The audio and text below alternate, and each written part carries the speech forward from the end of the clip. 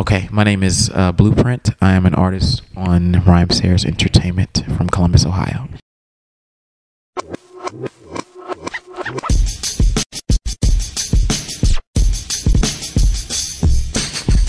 Hi Blueprint, it's really great to have you here.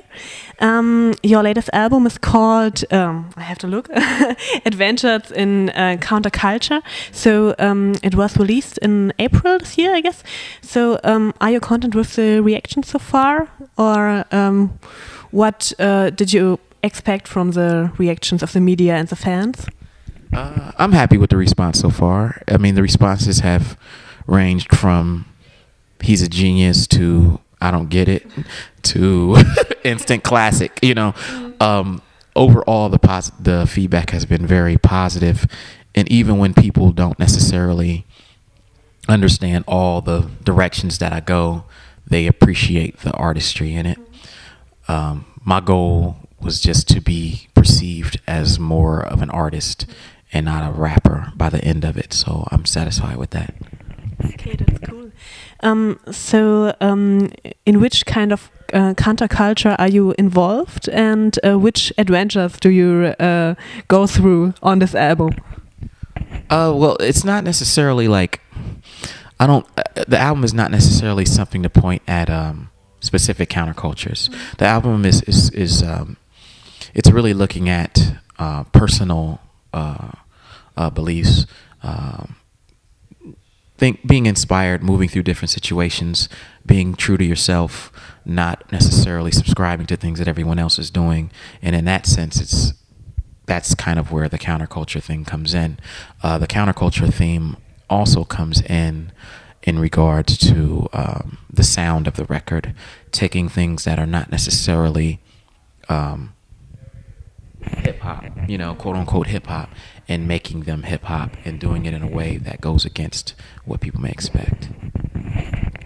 Okay, so what do you think would the typical Blueprint fan be like? So which kind of person would you suggest to listen to the album?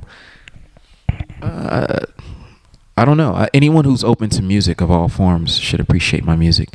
My music. I'm a guy who was influenced the most by traditional golden era hip hop, but my music is not a repetition of that. It doesn't necessarily do that over and over again. Some people grow up on conventional hip hop and all they want to do is create it over and over again. I don't have that inside me. My goal is to look at what inspired me and how different it was at the time, and hopefully create a body of work that is just as different or inspiring for someone else who may be listening to me. So I don't know what my fans look like or who they are. I hope that they're people who are open-minded to good music. That's it. So I think a lot of your fans from Germany will be here tonight. So what can they expect from your show, from your part of the Rhymesayers show tonight? They can expect my part of the show to be really different, not put together like anyone else's set on here. I don't do a lot of, talking or interaction. My goal is just to be up there, be natural, and to just play. And to play to the best of my ability and play as if no one was in the room. That's how I play shows now. In the past, I used to play shows like everyone was in the room and I was trying to impress them and move them and interact them. Now my goal is to play like there's no one in the room, because when you play like no one's in the room, I think it's more natural for an artist. You know, if a visual artist is painting a picture and there's 100 people watching them, what they paint will be different than what they would paint when they're alone. So when I do shows, I try to do shows as if I am alone, not as if people are watching. I heard that you're a really great freestyler. So will you do some freestyles tonight, or? No, yeah, we actually do freestyle at the end of the show tonight. So yeah, there will be some freestyling. I'm okay. I'm not as good as I used to be, but we've been freestyling a lot on this tour. So do you see yourself more as a studio artist right now, or as a live artist? What do you prefer? My passion is first and foremost studio, creating music at home, sitting down and creating something when no one's around, and that is the beginning of everything. I had a friend, you know, our friend, rest in peace, Idea. Once he said to me, he said, you know, people always say, well, you know, the live show is better than the record. People always comment about that. And they would say that about Idea and Abilities. And he would always say, well, you know, that's the way it's supposed to be. Like the live show should be better than the record. Otherwise, people won't come to the live show. You know, there are certain artists whose live show is terrible, and people don't like to go see them play. They would rather sit at home and listen to the records than tarnish their image. Whereas, you know, I'm striving to make my live show better than the record. I strive to do great records, but I strive to make my live show better and different so that people have a reason to come see me play. So you are on Rhymesayers tour for a while now through Europe. So did you already have a favorite tour stop yet, or are you waiting for a special tour stop? I'm not waiting. So far, if I had to rate the top 3, it would be London, Paris, and then gosh, what was the other one? Maybe Zurich. Zurich was pretty fresh. Those would be my top 3. But I've been to London before. Berlin, I've been here before. I played in Berlin twice before. So I'm kind of biased. I expect Berlin to come in pretty high, but I have to wait until the show to see. For sure. But I guess we will have a great show tonight. I'm pretty sure. So yeah, you're one part of Soul Position, and the last Soul Position project was in 2006, I guess, and which is a long time ago. So will there be a new project right now, or what's the matter about that? I'm not sure. I mean, me and RJ are talking about it right now, and we're sending music back and forth, but we don't have definite plans to do an album. I think it's something that we have to kind of agree to take time out with and to promote together. If we can come to a agreement or some kind of compromise on how we both can support it and still be happy in our personal lives without him being on the road all year or me feeling like I can't promote it fully, then we'll do it. It's just I don't know, it's weird because the more time you take in between records, people's expectations get higher and higher, and so now we feel like if we're going to do it, we want to do it right and make it something where the album is amazing and that we're not just sitting at home not promoting it. So we'll see. And what do you think about his current releases and projects of RJ? I'm biased because he's one of my, you know, good friends, and I pretty much like everything he does. You know, I really like that Insane Warrior thing he put out. It's a weird electronic sounding synthesizer heavy record. That's probably my favorite thing he's put out recently. And your beats on the album are also very experimental. When I think about radio interactive, and this is weird but also very exciting. And what do you think a beat has to sound like if you want to say, yes, that's a perfect beat? When it comes to production, the first thing I look at is just the melody, period. I try to... I thought I had to sneeze. Yes. The first thing I look at is just melody. If it's got the right melody, then I continue to work on it and add and build and hopefully help it evolve. But it all starts with the melody. If it's got a strong melody, then I push it. Radio and active, I wrote it at the piano, and I loved the melody. And I was like, this sounds like something I should really push further and write to. And most of my songs kind of start there. And when did you decide to give the album such an experimental sound? Was it wanted by you, or was it just a thing that developed by recording and producing the album? I knew early on, after the last Soul Position record and after my 1988 record, I knew I didn't want to do any more conventional rap records, any more regular rap records, because I felt almost like they weren't showcasing everything that I could do as an artist. I felt I could do more singing, production, if I just didn't have that restriction there. If I said just do, so I just started sitting down and just doing music, period. Every day I would just work on music. Sometimes it would be something that sounded like a regular rap beat. Sometimes it would sound like a classical song. Sometimes it would sound like an 80s song. Sometimes it would sound like an experimental weird song. But I would just do music. And then over time, I got better and better at it, and my style kind of evolved into the style that is Adventures in Counterculture. I didn't necessarily I set out to make a record that definitely crossed genres and challenged people, but I didn't necessarily try to be experimental. I do think that maybe I'm just naturally weird or something because I like a lot of different musics, and to me, music is not just hip hop. I like music to challenge me and to sound weird and take me somewhere different. And so I try to do that as a creator of music as well, because when I listen to music, maybe that's what I want.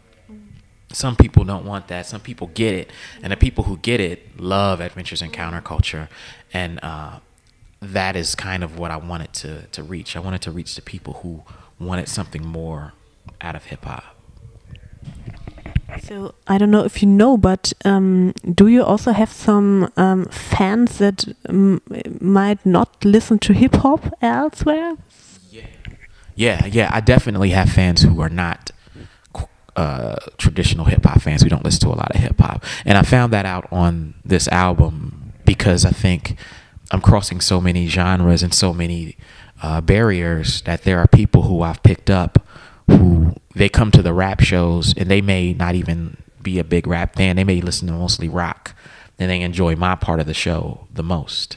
They find other parts of the show to be boring. And then there's people who come to the show and they want to see hip hop done the way they're used to it, and they hate my part of the show. You know, it comes with the territory when you're doing what I'm doing, and that doesn't upset me at all. I get it. My goal is to hopefully reach the people who are not, you know, hip hop listeners. Is to reach people who are very eclectic, who see music as one big huge thing. Those are the people I would like to reach. Okay, so I'm not sure if it's the right information, but I guess you don't have so many features on the album. Yeah. Is that right? Just one feature? Yeah, just one. It's a singer. Yes, and no Rhymesayers features at all. So why did you decide that there are so less features than it's? I don't think I ever really made a decision to not do features. I think it was one of those things where I've never been like into features. Like if you look at there's really the first Soul Position record, there's no Rhymesayers on any of the Soul Position art albums, and then there's no Rhymesayers artists on my 1988 record or this one. But it wasn't because I didn't want them. It was because I live, 1,000 miles away from them, and they're just not right there. If they were right there and I saw them every day, they would probably be on the record. Yeah. But then also the way I create music, especially now, is very personal.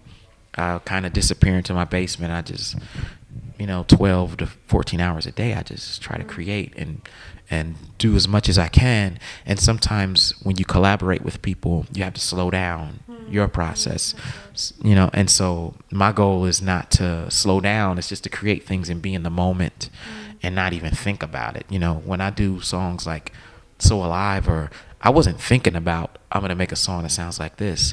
I just found the drums. I had a sound in my head that I thought sounded fresh, and I just did it. And I didn't think about adding anyone to it. I just thought of it as my way of expressing myself. There's things I'm working on now, more where I may start having other Rhymesayers on it, but I think it's just because technology has caught up where it's easier to collaborate long distance in the internet, and I can send files. But when I started Adventures in Counterculture in 2006, it wasn't necessarily easy to collaborate with someone in Minneapolis or the other side of the country or globe. Sure. Okay, you described the rap game in your song Radio Interactive as 1,000 clones arguing about their clothes. So do you want to criticize the rap game in general with that? And what do you think is your possibility to change the mind of those people that think hip-hop is just about wearing clothes and being gangster or don't know stuff like this? My goal is to challenge everything as an artist. My goal is to leave no stone unturned. Certain things I can challenge directly, like people being superficial. And so on a song like Radio Inactive, I can say, 1,000 clones all worried about their clothes. And some people get that immediately.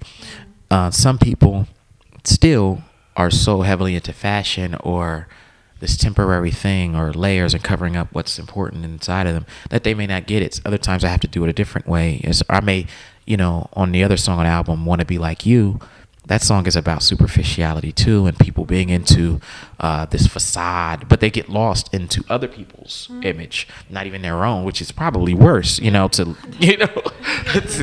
So, but in that one, I just kind of went about it a different, smoother way.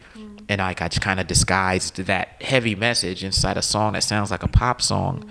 And some people get it immediately and notice like, oh, this is fresh, how you did that. Some people don't get it because they're so superficial that they can't even hear me making fun of them, So they don't understand. They don't even understand. It's too deep for them. And so I just think you have to have different ways of reaching people. And my goal is to reach people, to challenge the establishment and put art first, expression first. Like, I don't care about sales or appealing to the most fans, because if I did, then I would have done a completely different record. My goal is to be as creative as I can to make the points I want to make in terms of my message and my concept, and at the same time make something I'm proud of that isn't it isn't already out there. I don't think there's any other records like Adventures in Counterculture out there. I hope there are not, and if there are, then I hope mine is better. Okay. Cool. So my last question would be, if I'd go out now and ask any person on the street what he or she thinks about Blueprint, what would you wish they would respond? I hope they would say he's dope, or he's a real artist, or he's incredible, he's a badass. I hope that's what they say. Okay. So Dan, thank you so much for the interview. I wish you all the best for you, your career and the future. And I would leave the last words up to you, so you can say a message to your German fans if you want to. To my German fans, I want to say thank you. Thanks for supporting me. Hope you can make it to the show tonight. If you can't, it'll probably be on YouTube somewhere, and make it to another show. For more information, check me out at printmatic.net. That's my website.